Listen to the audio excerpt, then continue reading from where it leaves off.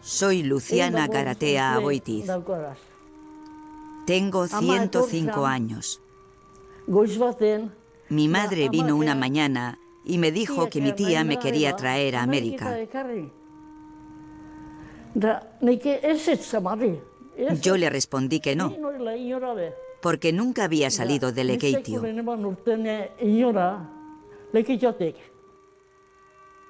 Lekeitio es un pueblo pequeño y muy alegre. Sí, yo no cambio Lekeitio por nada. Es limpio y siempre está precioso. La abuela Celeste vivía aquí, en las primeras casas. Ahí mismo, en San Pedro, que andará por ahí cerca.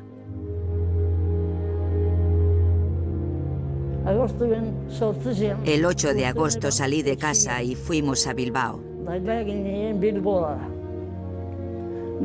Ya por la tarde, salimos de Bilbao hacia La Coruña, donde estuvimos 3 días tramitando nuestros papeles. Cuando terminamos de tramitar los papeles, subimos al barco y vinimos a Nueva York.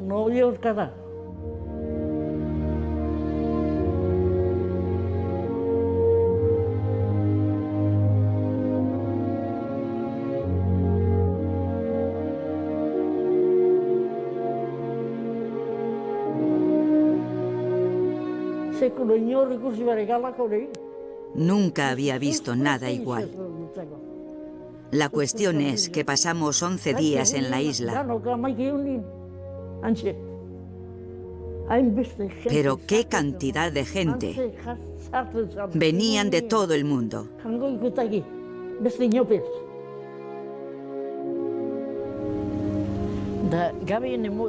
Por la noche, cuando íbamos a cenar, junto con la comida, nos daban una mantita y una almohada pequeña.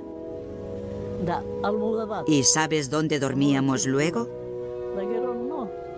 Pues en las jaulas de las gallinas.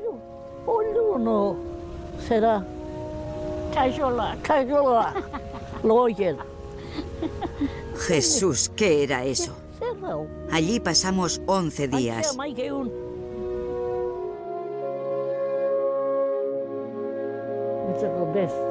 Ha sido lo mejor para mí.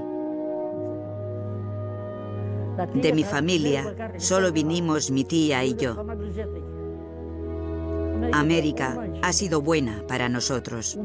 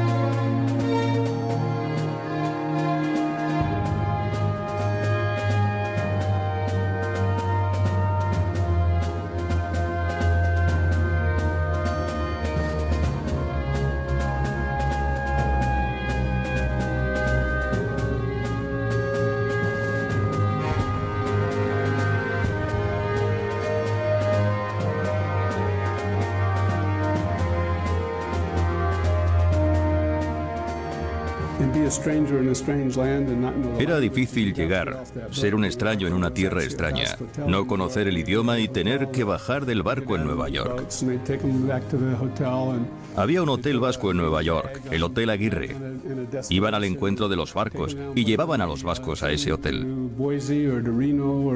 Les ponían una etiqueta con su nombre y les llevaban en tren hacia Boise, Reno o al lugar que fuera.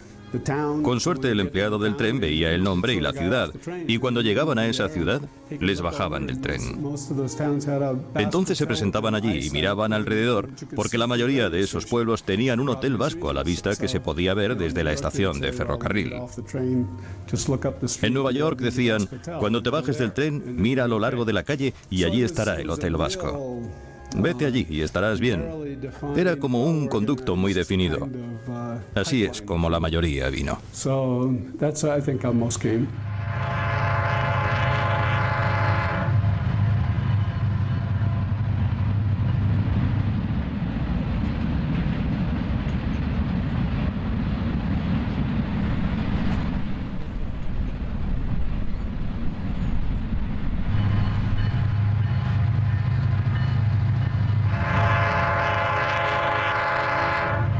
Valentín Aguirre fue un guipuzcoano, un vasco que, no sé, a finales del 19, 1895, no sé cuándo, emigró a Nueva York, tuvo un hotel que se llamaba el Santa Lucía, un restaurante que se llamaba Hayalay y una agencia de viajes. Entonces, por el Santa Lucía pasaban casi todos los vascos que llegaban a Nueva York, que iban hacia Nevada o hacia Idaho a hacer de pastores, todos pasaban por el Santa Lucía. Yo no sé hasta qué punto don Valentín era como un gran patriarca que los alojaba, les daba de comer, les informaba de cómo andaban, de por dónde tenían que ir, les sacaba los billetes y a todos los mandaba para allí.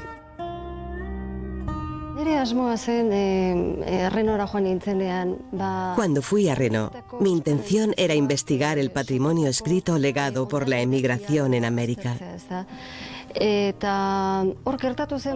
Comencé a investigar en los archivos de la Universidad de Reno, donde encontré gran cantidad de documentos.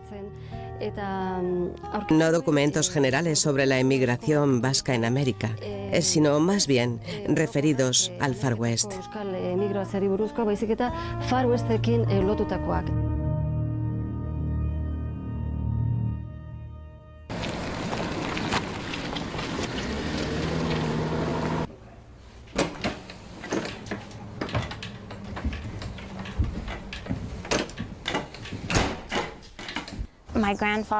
Mi abuelo, el padre de mi padre, nació en Suberoa, en el País Vasco.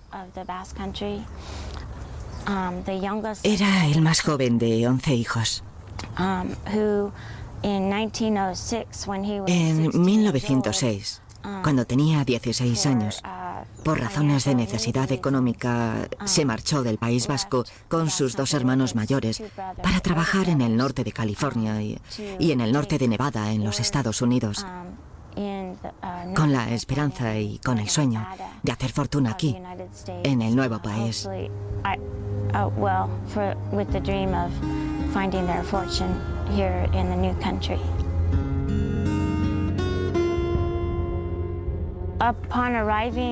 Al llegar aquí, Dominique era joven.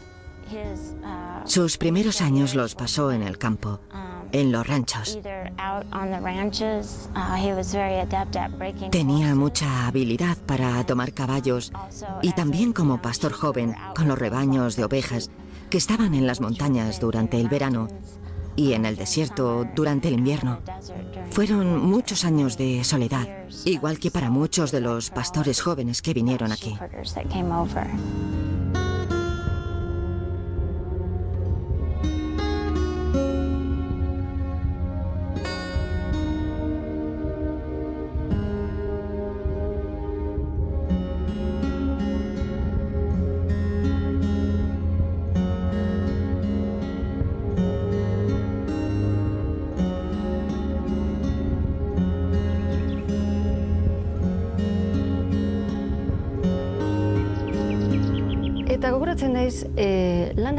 Recuerdo que en el momento en que me puse a escribir el libro, una persona me dijo algo que tuve muy presente luego durante todo el trabajo. Una vez leída una historia sobre un pastor, ya las has leído todas. La realidad era similar para todos ellos. Todos tenían que enfrentarse a una vida muy dura, a la soledad, y estaban obligados a vivir sin compañía en aquellas enormes extensiones durante mucho tiempo.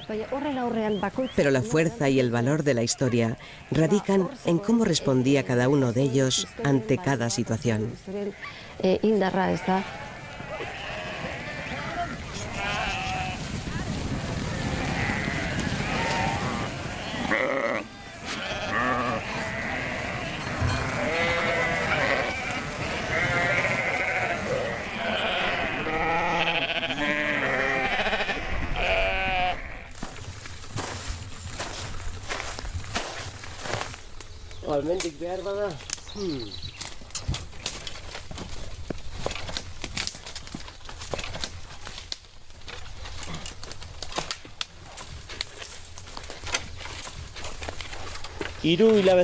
Durante 3 meses, el pastor permanecía solo, con 2 perros, un burro o un caballo, y con más o menos 1500 ovejas.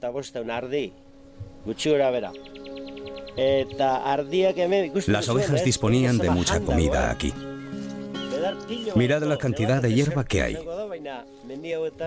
Aunque Nevada sea un desierto, también hay mucha hierba. Las ovejas pastaban a esta misma hora, entre las 8 y las 9 de la mañana. Hacia las 10 descansaban a la sombra, con lo cual el pastor disponía de 5, 6 o 7 horas de absoluta calma, quieto y tranquilo. Entonces empezaba a pensar en el País Vasco, en sus padres, en la novia que había dejado allí, y venía aquí y... ¿Qué pondrías tú si fueras un pastor? ¿Qué pondrías en primer lugar? La corteza blanca de los álamos a menudo solo recoge algunas iniciales, algunos nombres y apellidos y algunas fechas. Como si el autor, reafirmándose, hubiese querido dejar prueba de su estancia. A veces se encuentran imágenes más trabajadas, estrellas, lugares de origen o imágenes de mujeres, a menudo pornográficas.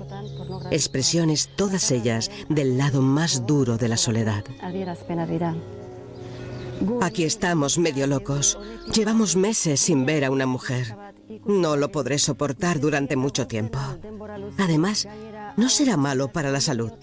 Aun ganando menos, con mujeres es más. Una de las cosas con que todos ellos tuvieron que luchar, tal vez la más grande con la que tuvieron que luchar, fue con la soledad.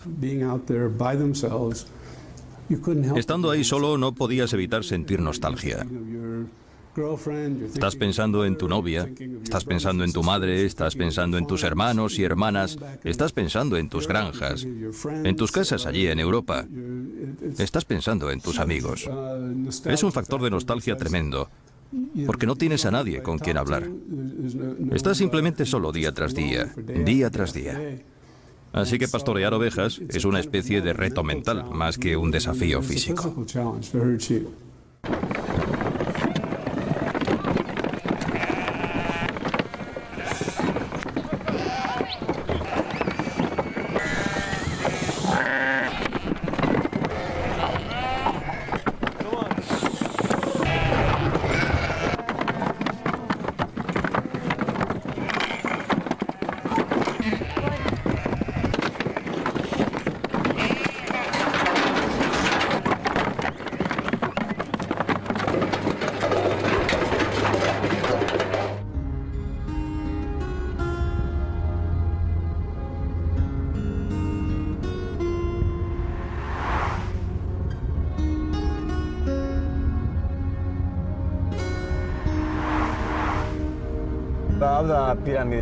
Este es el lago Pirámide, un paraíso para mí.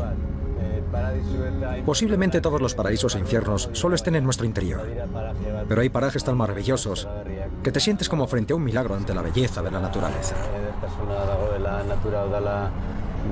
Te sientes feliz, alegre.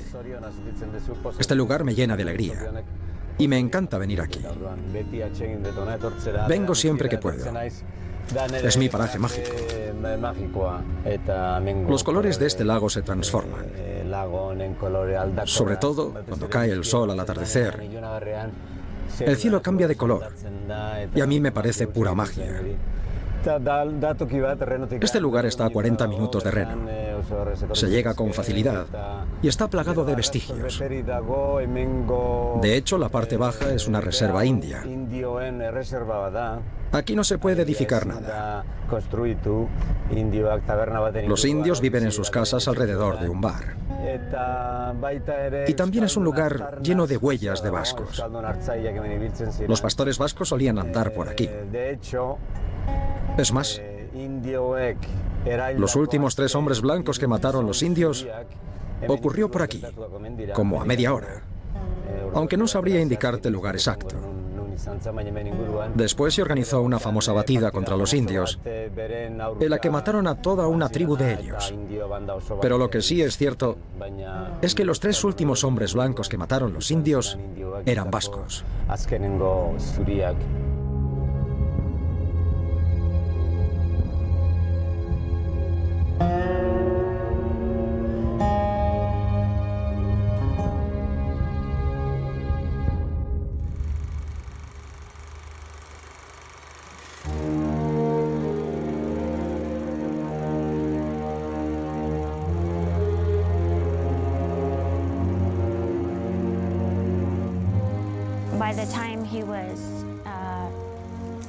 Cuando tuvo entre 25 y 30 años,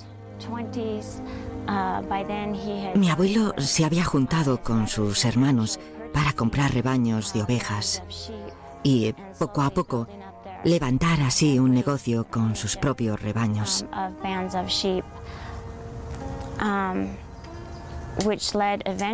Esto propició, con sus 2 socios, una adquisición de ranchos en el norte de Nevada.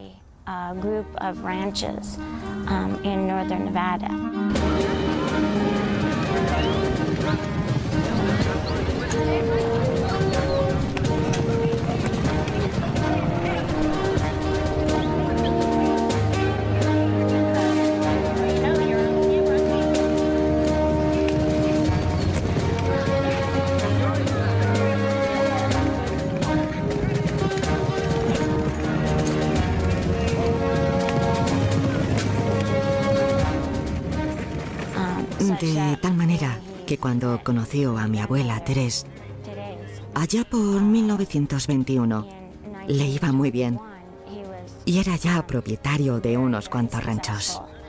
Tenían una hermosa casa junto al río, en Reno. Ahí es donde nació en 1922 su primer hijo, mi tío Paul.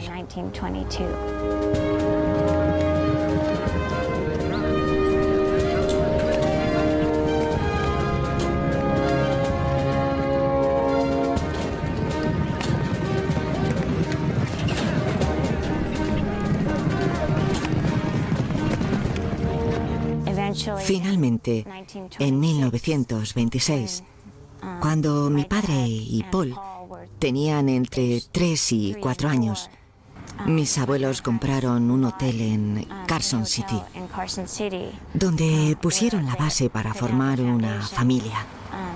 Ya tenían 2 hijos y llegaron a tener 4 hijos más.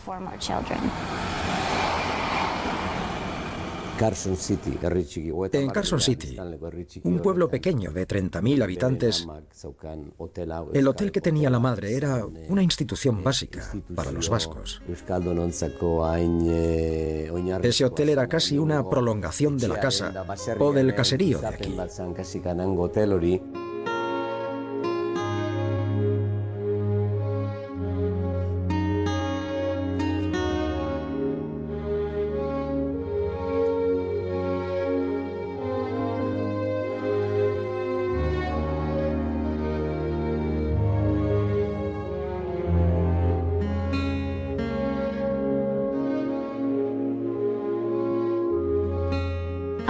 Para cientos y cientos de hombres ligados al pastoreo de ovejas, la red de hoteles y hostales resultó ser imprescindible. Los pastores dejaban allí sus ropas nuevas mientras permanecían en el monte. Allí era donde acudían en sus días de fiesta o en temporadas libres, donde se reunían para su esparcimiento, para jugar al mus, para cantar o para bailar. Allí encontraban quien les curara cuando enfermaban. Para muchos, la dirección del hotel era su única dirección de referencia en América. Y gracias a la confianza existente entre clientes y dueños, los pastores podían depositar sus ahorros en el hostal. E igualmente, el dueño del hostal podía fiarle dinero al pastor que no disponía ni de un centavo, incluso alquilarle una habitación con solo la palabra de que la deuda sería satisfecha. Por último, los pastores retirados que no tenían intención de volver al País Vasco podían quedarse como huéspedes en el hotel.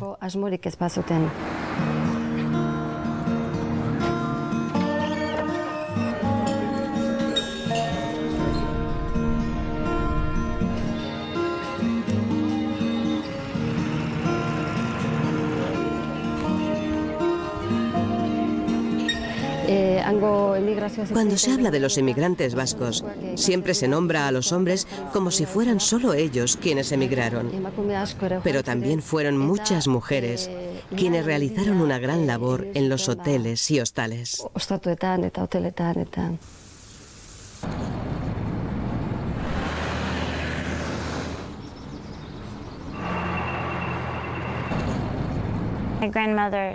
Mi abuela, Teresa, tenía una fuerza increíble.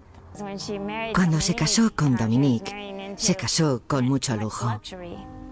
Pero 2 años después, lo perdieron todo.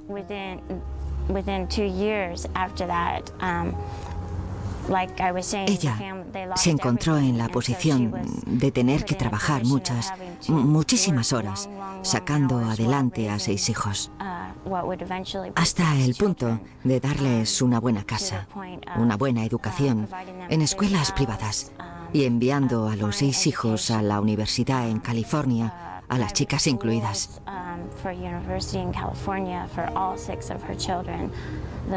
Ella y mi abuelo, cada uno a su propia manera, fueron personas con mucha fuerza en la familia y establecieron la base que duraría muchas generaciones venideras. Creo que la mayoría de nosotros hemos tenido siempre la impresión de que mi abuela era en realidad la mujer de negocios.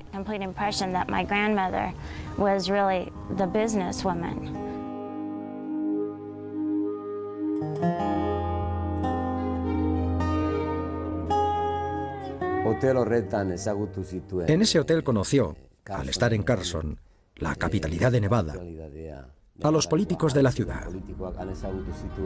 Como Paul era abogado, entró en política, y al ser conocido, en cierta medida, gracias a ese hotel, se convirtió en una figura de la escena política de Nevada. Llegó a ser gobernador y luego senador. Siendo Paul gobernador, Reagan era su homólogo en California y se hicieron amigos.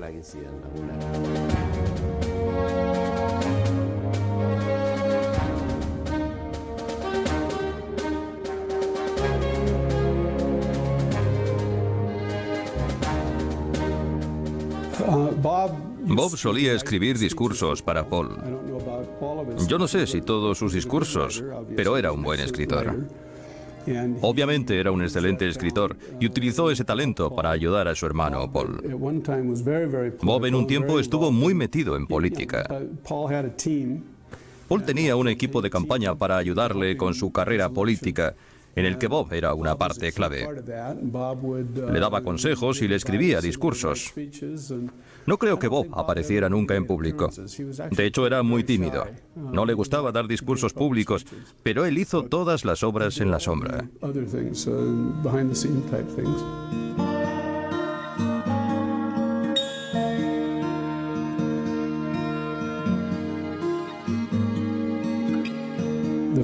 El padre tenía un terreno cerca del lago Tahoe llamado Lago Marlette. Era un terreno de ovejas que se convirtió en muy valioso con el tiempo. Es un lugar magnífico en lo alto de las montañas, un espacio alpino.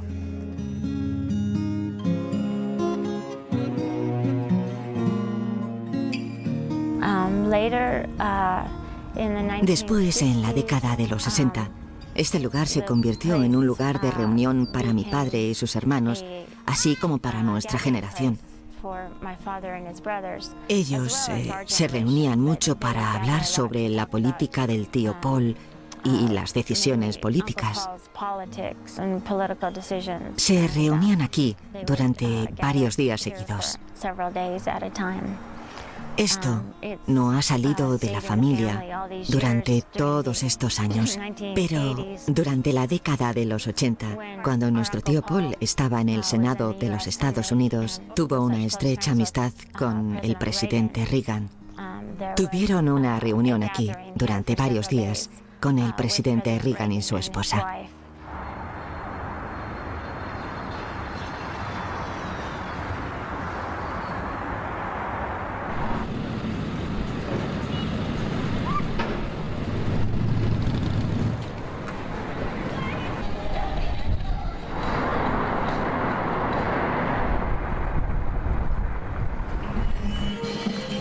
Mi padre José llegó a Estados Unidos aproximadamente en el año 1915. Mi padre era pastor, pero ser pastor, ya sabes, un montón de pastores se volvieron locos. Perdieron la cabeza. Ir arriba a las montañas y no poder hablar con nadie. Nadie hablaba vasco. Trabajó muy duro. Él nos enseñó a todos a trabajar muy duro también. No teníamos nada. Llegó sin nada y mirad lo que tenemos hoy. Sin embargo, esto muestra lo que la gente trabajadora puede hacer en este gran país. Mi padre era un ejemplo perfecto. Tuvimos una granja y fuimos muy autónomos. Vascos. Siempre nos han llamado vascos negros y nunca nos ha molestado. Simplemente lo ignorábamos. Y mi padre, en verdad, se ganó una muy buena reputación.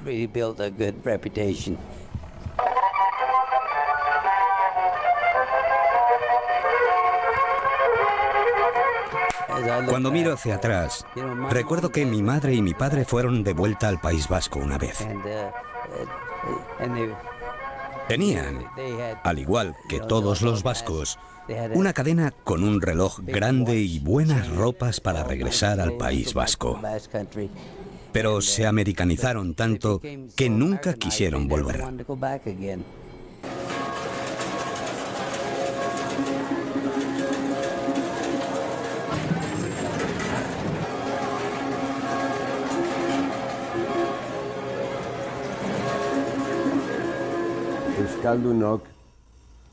Los vascos hemos tenido un gran protagonismo en la historia de Nevada. Es decir, no hemos sido marginales. Los pastores, la gente de la montaña, y luego por la influencia que algunas familias han tenido en Carson City, los vascos han sido una parte fundamental en la historia de Nevada.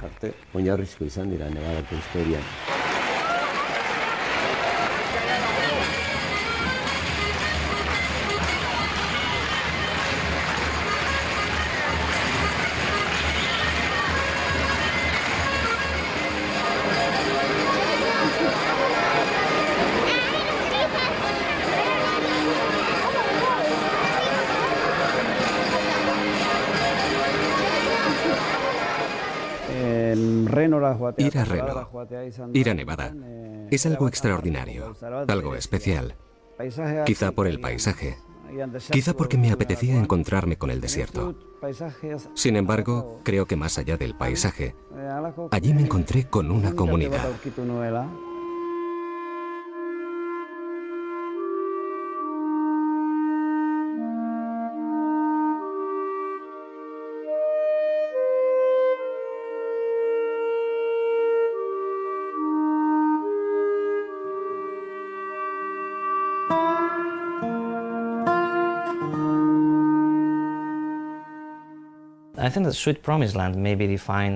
Creo que Sweet Promised Land puede definir la historia de los inmigrantes vascos en Estados Unidos. Es solo la historia de un grupo de inmigrantes. No todos se identifican con la misma, pero tiene un impacto fundamental en los inmigrantes vascos. Robert Laxalt y su familia decidieron convencer a su padre, Dominique, que llevaba 47 años trabajando en Nevada como pastor. Le convencieron a volver a Euskal Herria para visitar a su familia. De todas formas, fue una decisión difícil, porque Dominique era reacio a volver al País Vasco. Quería ver a su familia, pero le frenaba la distancia y el paso del tiempo.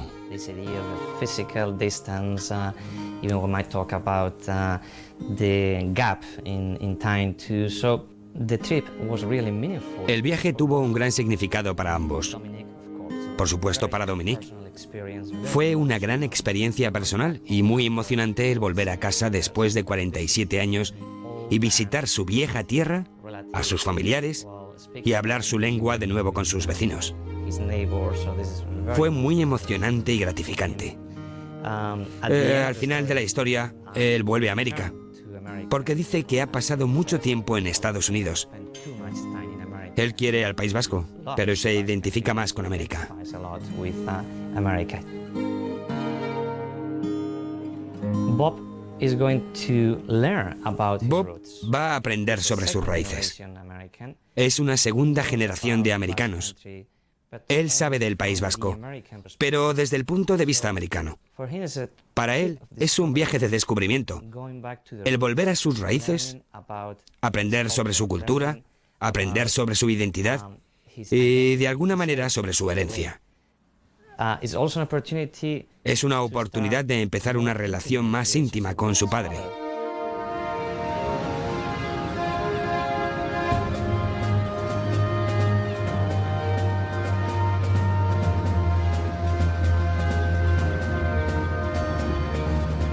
Cuando fui con mi padre por primera vez a Euskal Herria, me enamoré de aquella tierra.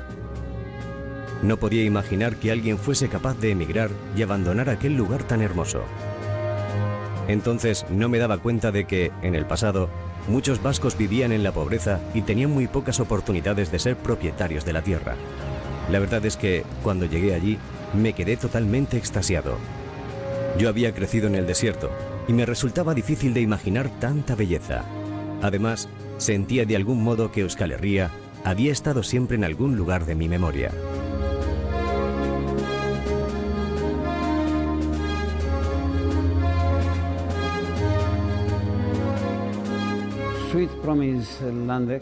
Sweet Promised Land tiene un don muy peculiar.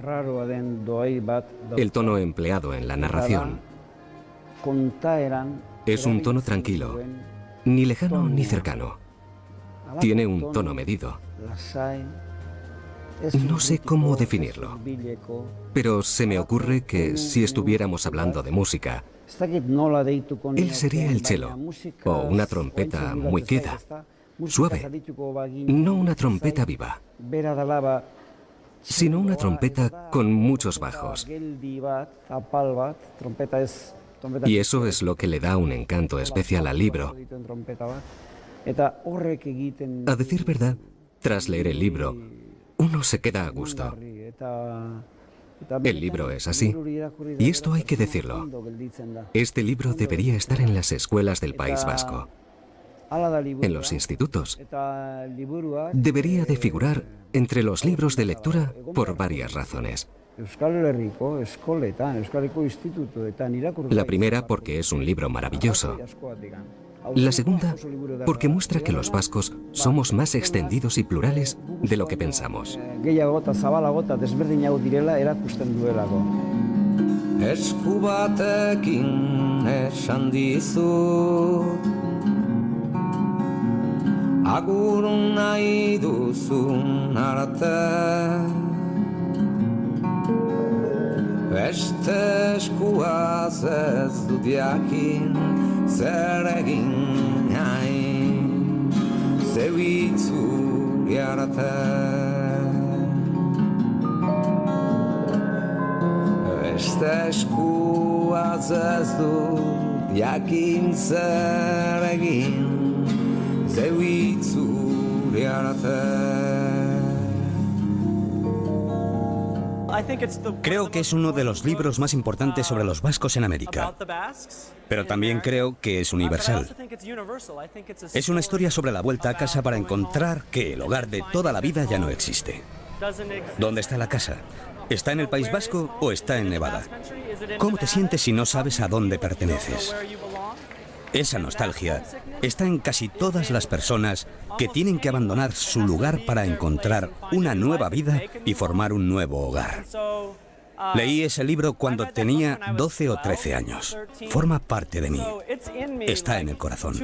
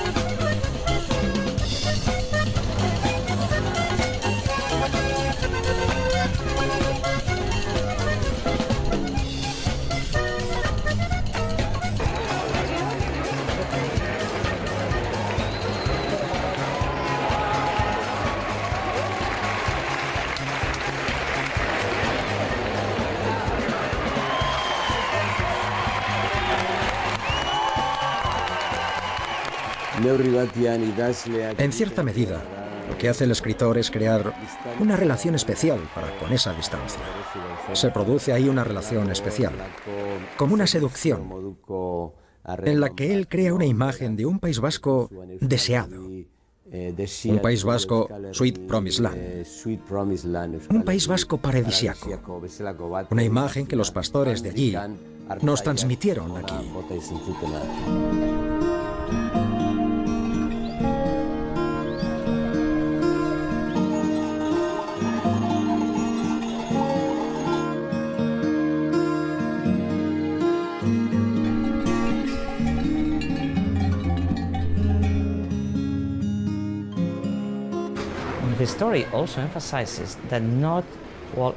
Pero la historia también hace énfasis en que no todos los inmigrantes tienen las mismas oportunidades.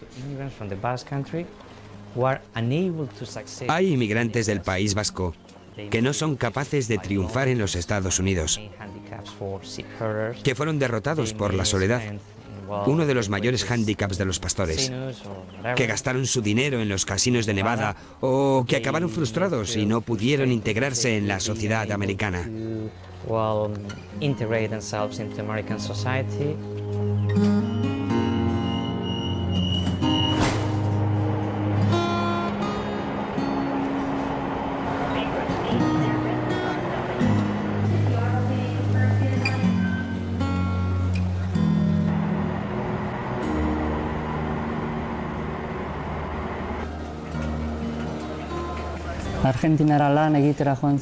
Hubo dos hermanos de Mutriku que emigraron a Argentina.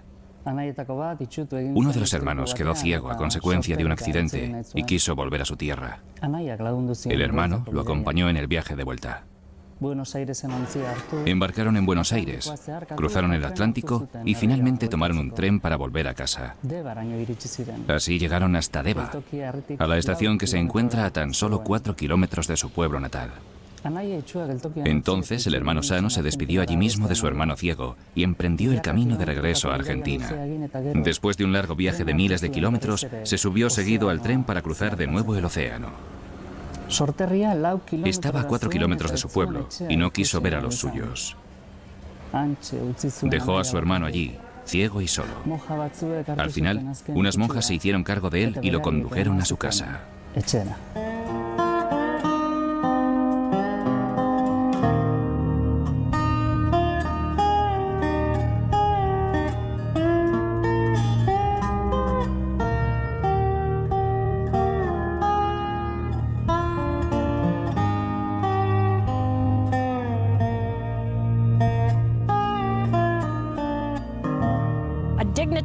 Un dignatario del País Vasco iba a viajar a Boise, así que le llamé y él me dijo que su abuelo había sido enterrado en algún lugar de Idaho.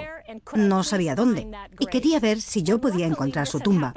Por suerte, esto había sucedido hacía unos 53 años. De forma que me pudieron dar su certificado de defunción. Con esta información pude encontrar dónde había sido enterrado aquí en Boise. Me encontré con que su tumba estaba sin señalizar. Así comenzó una búsqueda de 3 años para encontrar todas las tumbas vascas que estaban sin marcar en este cementerio. Habían sido enterrados en una fecha concreta, pero en una ubicación desconocida. Esto es por lo que se erigió este gran monumento.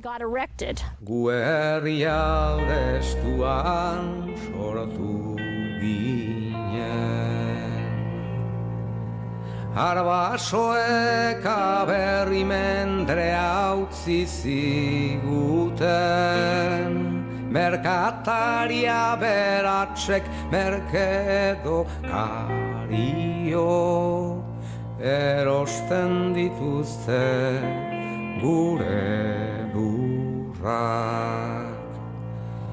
Gure jendearen ezurrak, lurrak eta ezurrak. Eta badoa zurtaroak, eta gu ere bagoaz, gero eta gutiago gara ginena, gero eta urrutiago ginena. He caminado por 100 cementerios. He andado por 100 cementerios en esta diminuta tierra. Y he leído los linajes de 100 pueblos. Las cruces llevan los nombres de mi gente. Como pétreas flores rodean las iglesias. Si se las cuida, permanecen en pie. Si no se cuidan, comienzan a encorvarse. Y si se rompen, son llevadas a un rincón del cementerio a descansar apoyadas en el muro, junto a otras cruces que perdieron la sucesión. También hay otras estelas abandonadas contra el muro. Son redondas y tienen marcas primitivas, de la época en que mi gente convivía entre el Dios cristiano, la luna, las estaciones y las viejas religiones. Miles de generaciones de antepasados han bajado a esta tierra. A veces, cuando camino entre pasillos de piedra, asciende el olor de la tierra. Es antigua y familiar, y sé al momento que esa tierra está en mí. He sido enterrado aquí, en 100 pequeños cementerios.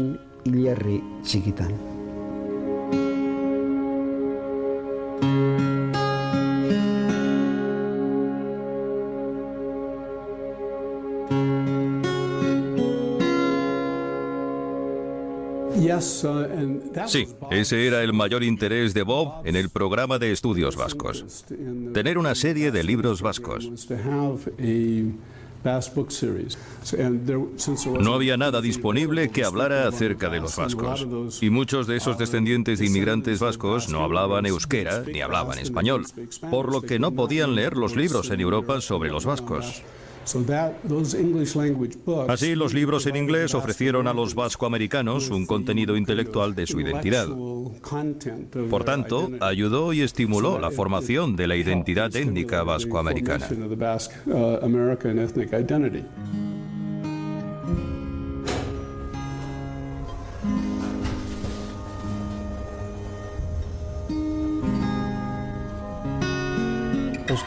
Los vascos siempre hemos pensado que la nuestra es una tradición literaria menor.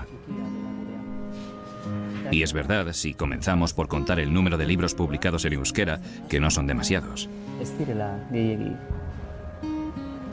Nuestra literatura apenas ha ejercido influencia en otras literaturas, y no hemos creado una obra capaz de convertirse en referente universal, a pesar de gozar de una rica y antiquísima tradición oral. Entre nuestras carencias a menudo se ha mencionado que no existe un gran poema épico, similar en calidad y extensión a los grandes Mio Cid o la Chanson de Roland. Y no se trata de una inquietud contemporánea. Ya en el siglo XIX les preocupaban las mismas cuestiones. Por eso mismo, un tal Garay de Montglad difundió a los cuatro vientos que había hallado un poema épico largo. El poema era El Cantar de Altaviscar. No reveló, claro, que el poema se lo había inventado él en 1833 en París. Lo escribió en francés y luego pidió a un estudiante de Bayona que lo tradujera al euskera.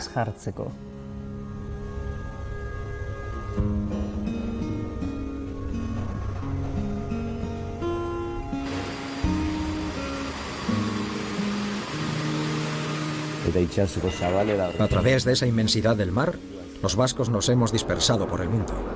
Y hay más personas de origen vasco en el exterior que dentro. Y eso es algo que solemos olvidar.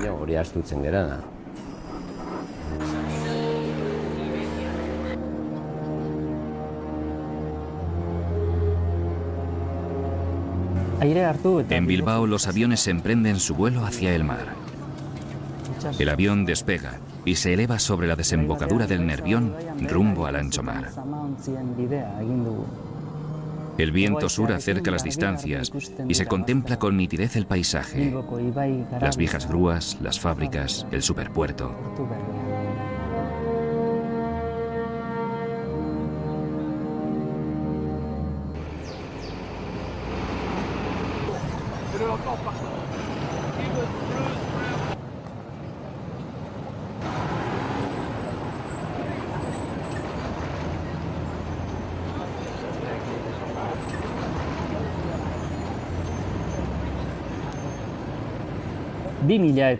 En marzo de 2003 llegué por primera vez a Nueva York, en los días en que acababa el ultimátum que el presidente Bush dio a los iraquíes. La escritora Elizabeth Macklin me invitó, junto con algunos amigos músicos, a recitar en varios locales de Manhattan. Después de una de esas actuaciones, en el Bowery Poetry Club, la escritora neoyorquina Phyllis Levin me regaló la definición más bella de un idioma que he escuchado en mi vida. Berrogei urtez, labe garaietan lan egin arren, barru-barrutik baserritarra izaten jarraitzen zuen. Urrian etxeko balkoian, soldagailuarekin piper gorriak erretzen zituen. Denak isilarazten zituen bere ahots ozenak.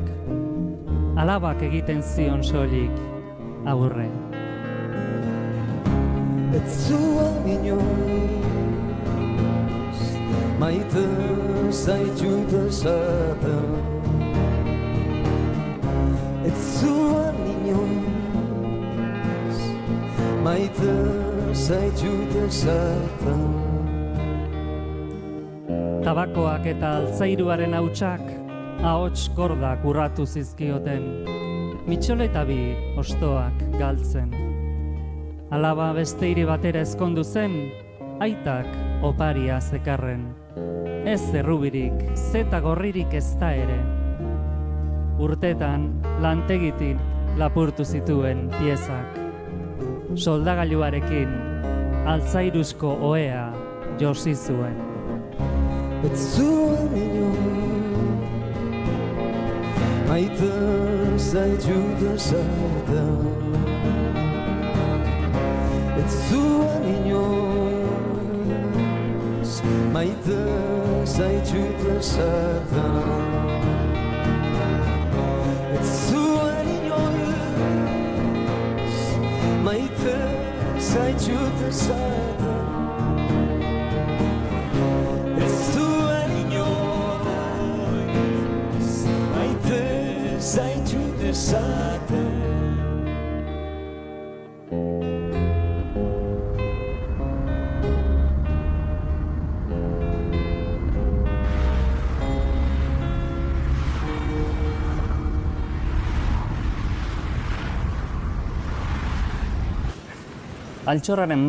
Vuestra lengua parece el mapa del tesoro, me descubrió. Si desenfocas el resto de las letras y percibes solo las X, parece como si te guiaran por la ruta del tesoro. Me pareció que aquello era lo más bonito que se podía decir de un idioma que no conoces, que se asemejaba a un mapa del tesoro.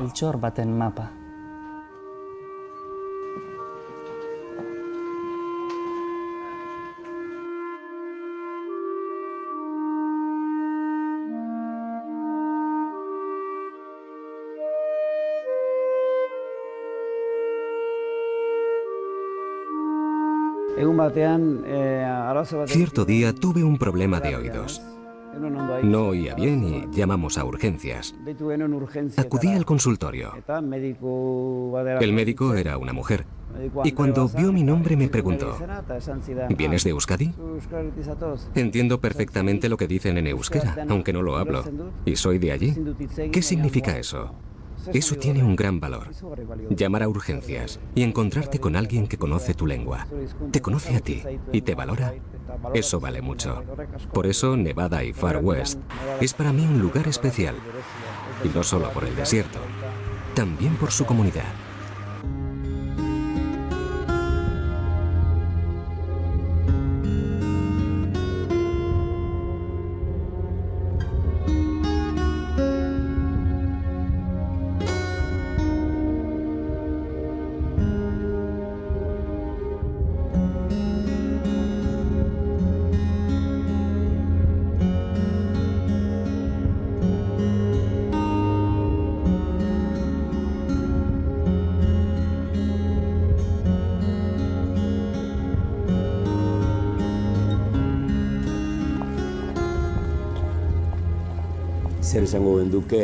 ¿Qué podríamos decir aquí delante del Guggenheim? Estamos sin duda alguna como ante otro mundo diferente. Si bien se identificaba la imagen del Hotel Vasco con la de los vascos que llegaban a Estados Unidos, actualmente el Guggenheim Bilbao se ha convertido en la sede real de los vascos y en su imagen más conocida. En este sentido, allí en Estados Unidos, aquella casa tradicional nuestra se ha convertido en otra cosa. Es decir, el Guggenheim sería una imagen del regreso. Pero los vascos que vivimos allí actualmente, más que hacia el hotel, miramos hacia este edificio. Esta es ahora nuestra verdadera casa.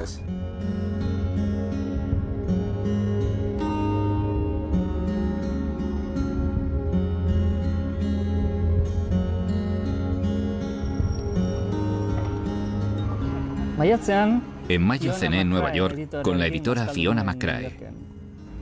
Le expliqué a Fiona el proyecto de la novela. La idea había tomado cuerpo y al final se estructuraría en torno a un vuelo entre Bilbao y Nueva York. El reto consistía en hablar de 3 generaciones distintas de una familia sin volver a la novela del siglo XIX. Expondría el proyecto de escritura de la novela y fragmentariamente, muy fragmentariamente, historias de esas 3 generaciones.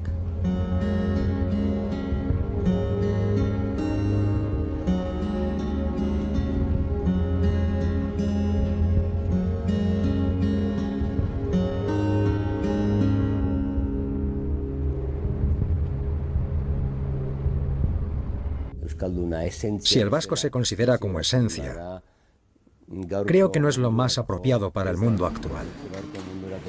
Considero que para el mundo actual es mucho más apropiado considerar el hecho de ser vasco como una parte que se sabe fusionar y mezclar con otras culturas y con otros caracteres, y capaz de enriquecerse en esa fusión. Entonces, esa tradición del hecho de ser vasco hay que mantenerla y cultivarla a través de la cultura, del arte, de la literatura, de la tradición, de la memoria, pero desde lejos y como algo complejo, no como algo esencializado.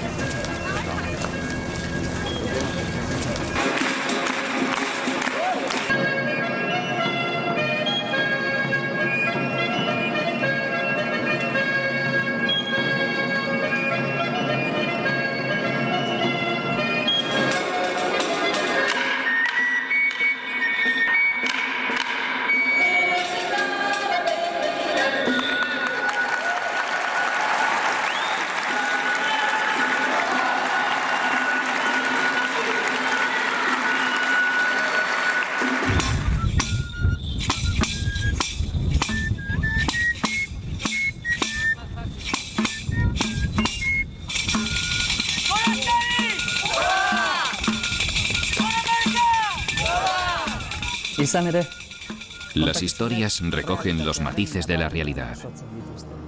Y los matices son lo más importante en la vida. Es curioso cómo trabaja la memoria, cómo recordamos a nuestra manera, convirtiendo en ficción lo que en otro tiempo fue realidad. Por lo menos así sucede en las familias. Se inventan historias, no solo para ilustrar o educar, también para compartir creencias, para legar tradiciones o para acordarse de los antepasados. Gracias a esas narraciones recordamos a quienes nos precedieron y nos hacemos una idea de cómo fueron. A cada cual se le adjudica un determinado papel en esas historias y conforme a esa interpretación pasa a ser parte de nuestra memoria.